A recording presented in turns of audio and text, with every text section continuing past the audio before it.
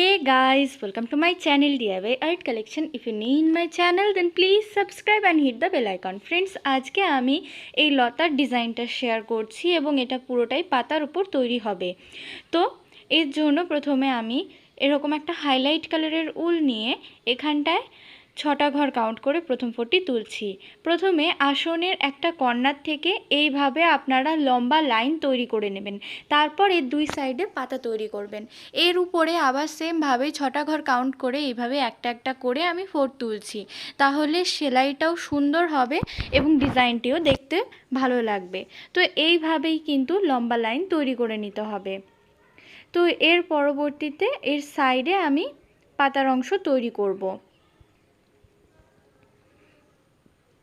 Friends, যদি ভিডিওটি ভালো লাগে তো অবশ্যই লাইক করবেন, শেয়ার করবেন। চ্যানেলে যদি নতুন হন তো সাবস্ক্রাইব করে বেল বাটনকে প্রেস করতে ভুলবেন না।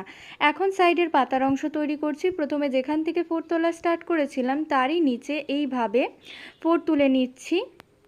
তো এখানটায় দেখতেই পাচ্ছেন প্রথমে দুটো ঘরের একটা ফোর তুলেছি, তারপর 3টে ঘরের একটা ফোর। এর পরবর্তীতে এখন 4টে ঘরের একটা ফোর তুলছি এবং এখন 5টা ঘরের একটা ফোর। যেহেতু এখানে 6টা ঘরের ফোর ছিল আগে, তাই এই জায়গায়ও কিন্তু হায়েস্ট 6টা ঘরের একটা ফোরই হবে। তো এখানটা এখন 6টা ঘরের একটা ফোর তুলছি।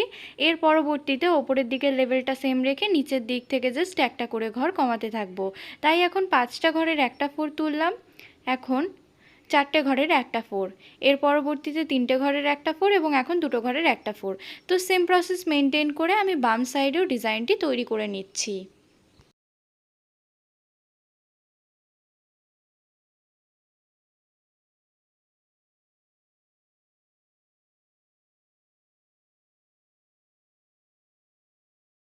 দেখতেই পাচ্ছেন পাতাটা তৈরি করা হয়ে গেছে প্রায়। এর পরবর্তীতে এর উপরের অংশে স্টিচিংটা করব।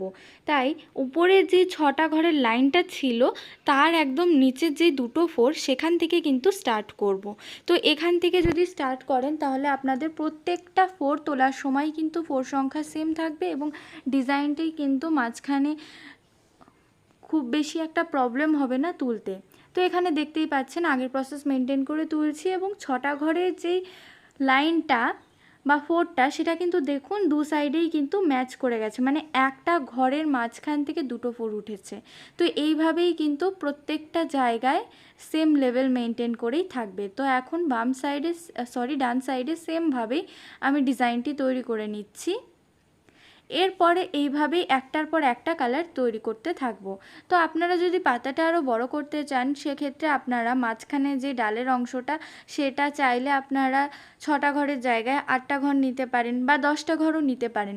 তো এইভাবেই কিন্তু আপনারা সেলাইটিকে আরও বড় সাইজের করে তৈরি করতে পারেন। তো দেখতেই পাচ্ছেন আমি 1/1 কালার ইউজ করছি। তো এখানটায় দুটো কালার হয়ে গেছে। এর পরবর্তীতে আবার প্রথমে যে কালারটা ইউজ করেছিলাম সেই কালার দিয়ে এইভাবে ফিল আপ করছি। তো এইভাবেই কিন্তু আপনারা পুরো আসনটি তৈরি করে নিতে পারবেন।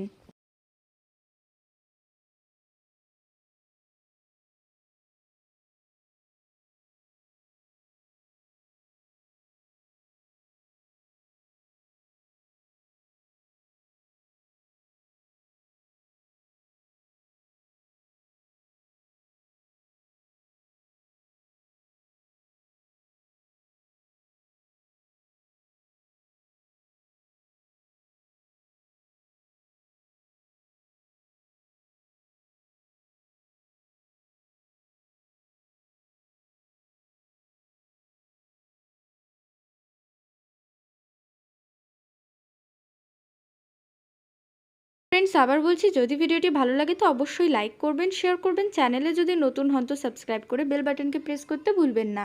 আমাদের আরও একটি চ্যানেল আছে, চাইলে অবশ্যই ফলো করতে পারেন। এই চ্যানেলের ফিচার্সে ওই চ্যানেলটার লিঙ্ক দেওয়া আছে এবং ওটা আমার নিজের নামে চ্যানেল আছে, স্বর্ণাক্ষী বিশ্বাস। চাইলে অবশ্যই সাবস্ক্রাইব করে ভিডিওগুলো দেখতে পারেন।